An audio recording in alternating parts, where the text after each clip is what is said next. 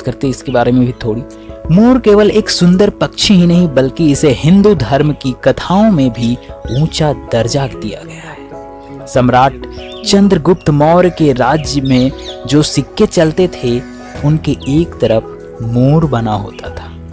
क्या आप जानते थे इससे पहले मुगल बादशाह शाहजहां जिस तख्त पर बैठता था उसकी शक्ल मोर की थी।